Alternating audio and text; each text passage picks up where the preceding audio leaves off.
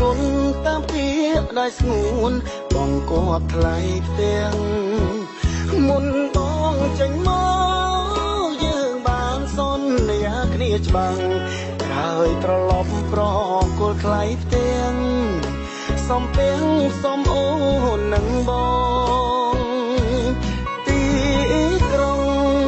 កាងារមិនដែលខ្លាចធ្ងន់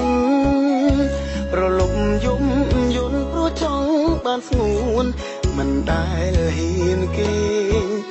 សនសំប្រាក់តោត្រឡប់រៀបការស្រីក្មេងក្តីស្រមៃបងត្រូវវងវែងឮភ្លេងទេរីការអូន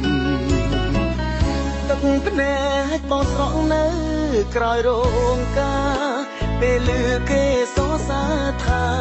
អូនមានវាសនាបានប្តីជាគ្រូបងអ្នករោងចក្រគ្មានសិទ្ធធ្វើជាគូ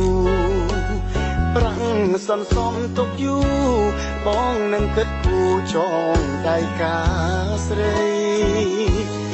លេកាអ្នកលឺពីរួងពេកហើយទុកខ្ញុំអិនស្បើយខ្ញុំមិនយល់ឡើយពីចិត្តសង្សារសន្យាពេលម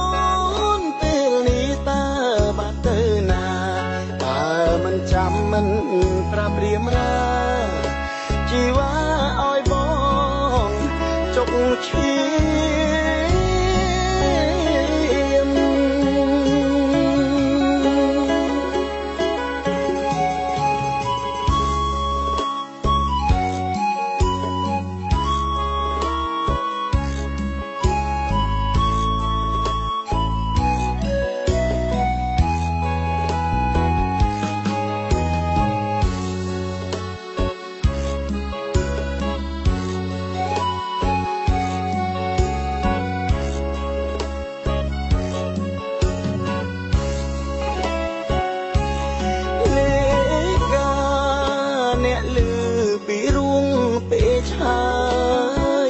ទុកខ្ញុំអិន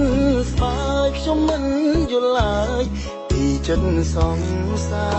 រសន្យាពេលមកពេលនេះតើបាត់ទៅណាតើមិនចាំមិនប្រាប់រៀមរាជីវ៉ាឲ្យបងចុកឈាម